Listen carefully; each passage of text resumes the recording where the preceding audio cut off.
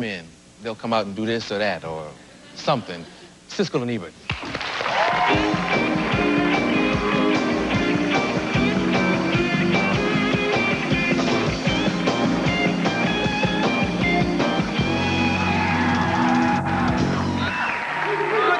Nice to be here. Nice to be here. Let's talk about the Oscars.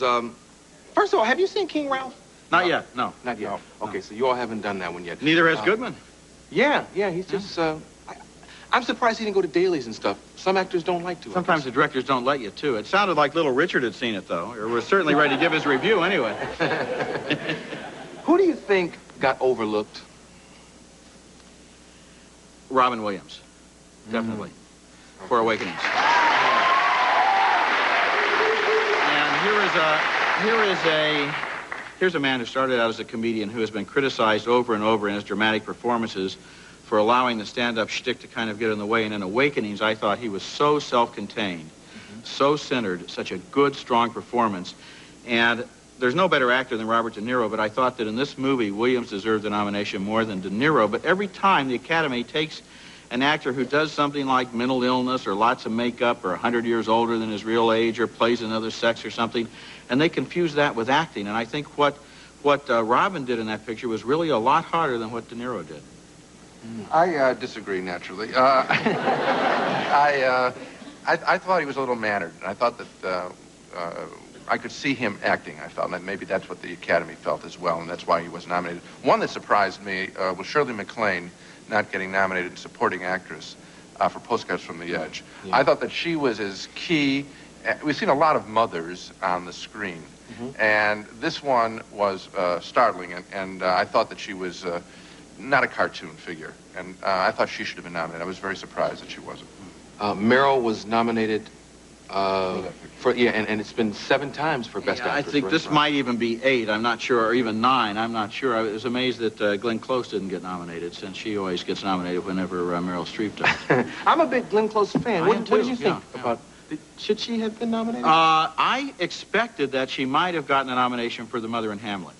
And she didn't. Hamlet kind of got overlooked. But there were some other pairs that didn't get both nominated. For example, Joan Woodward was nominated for playing Mrs. Bridge, and Paul Newman was not nominated for playing Mr. Bridge. And I thought in that film that it was really Newman's performance that was right at the heart and soul of that film, good as she was, but he was passed over. I agree on that one. I think that what you're going to find if you look at the pairs, because you had the 2 women from Grifters, Annette Bening, and Angelica Houston nominated, but not John Cusack. There are so few good roles for women that women have an easier time getting nominated, and so you get more frustrated when men don't make it. But the men are competing against far, by a ratio of almost 2 to 1 of major roles in movies. It's men over women. So you will see the pairs, the women make it, the guys don't. Gene just suggested yesterday in my presence that they nominate twice as many men as women in order to redress this balance, and I'm sure that that's really going to get the backing of the feminists and all the actresses out here. No, I'm just saying that if you wanted to get the quality all recognized, I mean, that's what it would take. Yeah. It's a sad state of affairs. It should be obviously equal,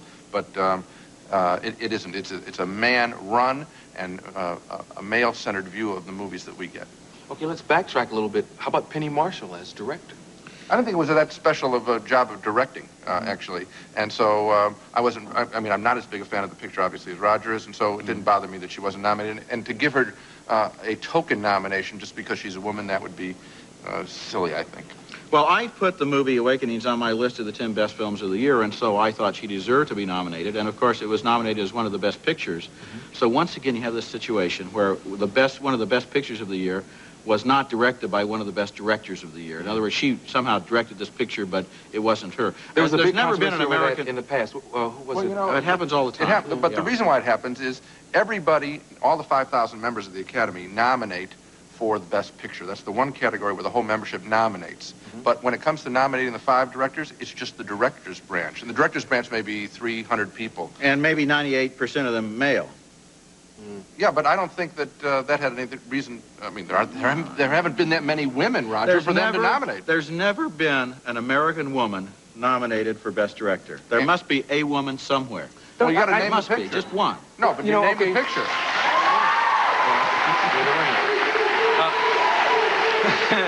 Now, Gene made a good point. Name the picture, and I would name Awakenings. There haven't been that many directed by women because they're just breaking in now. But the problem is hardly the Academy Award nominations list. The problem is far, far deeper than that, and that's giving them jobs. That's the issue. That's not the Academy Award nomination is just a tiny reflection of the problem.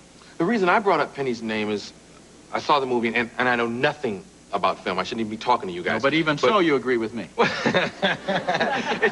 It's just you talk about Robin, okay, and how well he shedded the image and the criticism of the past. I would think that's the director for focusing him and getting him where he belongs. It's the director, I think, in the sense that Penny is real good at working with comedians and has a nice rapport, probably with Robin Williams. But it's also that he has grown from picture to picture. I didn't think he deserved to be nominated for Dead Poets Society. I thought this was really his best work. He's like you. He's got his best work ahead of him. We'll be right back with Gene and Roger. Roger and Gene, the two guys from Chicago.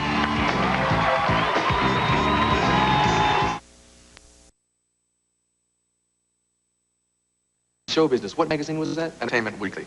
Yeah. Love them. Man, how does that feel? No different than, I mean, you know what happened? I said to my wife after the article came out, we were number 10 out of this top 100 of powerful people in Hollywood. And we were number 9, actually. I think we were number 10. In fact, I'll bet you dinner that we were number 10. But good. I'm going to have free dinner tonight. But that's what I said to my wife. I said, honey, we can eat dinner tonight. You know, that's about what it really means. I mean, yeah, but it has to. You have to, like, leave your house that morning and say, pick that up. You know, I mean, you just have to No, that's what my wife said to me. Oh, okay, okay. The dynamic in our house. Yeah. You had a birthday recently. That's right. So did you. Yes, I had one on the 12th. Yeah. Thank you. When was yours? January 26th. January 26th. I was 45, and my wife threw a surprise birthday party for me. Oh, that's great. Now, what did you give him? I gave him everything I had in my pocket at the poker game that was held at his surprise birthday party. Oh, lint, in other words. Yeah. No, we don't usually exchange presents very frequently. In fact, yeah, but you know, I think if at all, you're down on in the list because we invited you over for dinner. That's right, and I've invited you to dinner 3 times. You claim you're allergic to the cat. It's true. Get rid of the cat. No, Who's been more valuable to you in your life, your cat or me? Yeah, what day are you talking about? Because frequently the cat is always there. Payday. The cat is waiting. Payday. The cat is How's friendly. that? The cat is loyal. The cat agrees with me. Okay, yeah, that's true. Well, you're much bigger than the cat. You're much bigger than me, actually. See, I enjoy interviewing you guys because you have such a great chemistry. And a lot of people don't know you beyond the critiques that you do on films. But there's seasoned journalists from Chicago, and you do interviews yourself. Who's the hardest interview you've ever had? Oh, the hardest interview was Barbara Eden. This goes way back to 1969, my first year at the Chicago Tribune. And I felt that she was not forthcoming with any honest answers. And so I was fresh out of college and studying psychology, and so I said, Miss Eden, you know, if I ask you, or if I print these questions, these answers, I said, you're going to come off kind of, you know, sappy. I said, when was the last time you were angry? This is a real, get that motivation going. And she says, well, I remember a shoe salesman tried to get me into a 7 AA, something like that. She says, and I'm not a 7 AA. And I just folded up my notepad. That was an interview I didn't print. See, now that would have been a fabulous interview because you could have written it with your tongue. I didn't want to kill her. I didn't want to kill her. Well, but 21 years later, you're still retailing it on television. I mean, she's probably sitting at home. Oy vey, you know. Tribune sends me some kid straight out of college, and I'm not too interested in him. And now, 21 years later, he's lacerating me on national television. You should have just written the interview. Who was tough for you? I'll tell you. Somebody who was tough and then he was easy was Burt Lancaster. The first time I went to talk to him, I was very intimidated because actually, in terms of movie stars, anyone who was a movie star before you were 18 is always going to be a movie star. And then later on, they just become your contemporaries, you know. But like a Mitchum or a John Wayne or a Sidney Poitier, somebody like this, you just get awed, you know. So I walked into Lancaster, and I didn't like his movie, but I didn't want to say so. It was a movie, Castle Keep, 20 years ago.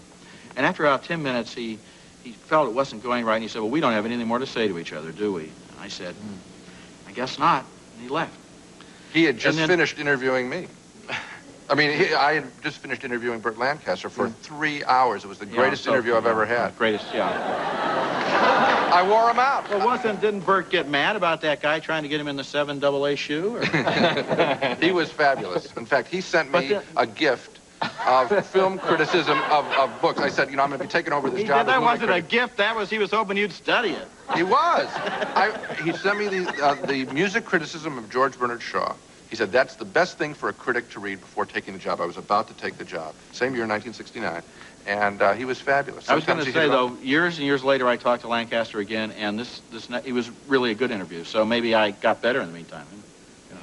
Yeah. I got to ask 2 questions, so we got to squeeze it in here. Will you ever write another script? Maybe, but not right now while I'm doing... you see, I think there's a conflict of interest. If you're a film critic, you shouldn't have a screenplay going around to the studios. See, I thought you would critique stuff and look at stuff and say, I need to get back into the ring. Well, but, you know, there's just a little conflict there, because if I'm going to review your movie, then I don't want you buying a script from me, because then they could get a little shady. Yeah. So maybe someday after I retire. It sure would be fun for you to write a script and let Gene critique it. I did that once. He did that once. Yeah. I didn't like it. Okay, we got to go. Quick prediction. Oh, yeah. Dances with Wolves will win for Best Picture. And I'm rooting for Martin Scorsese to win as Best Director. Yeah. Jeremy Irons for Best Actor. Angelica Houston for Best Actress. Save this tape. Gene, Roger, Gene, 2 guys from Chicago.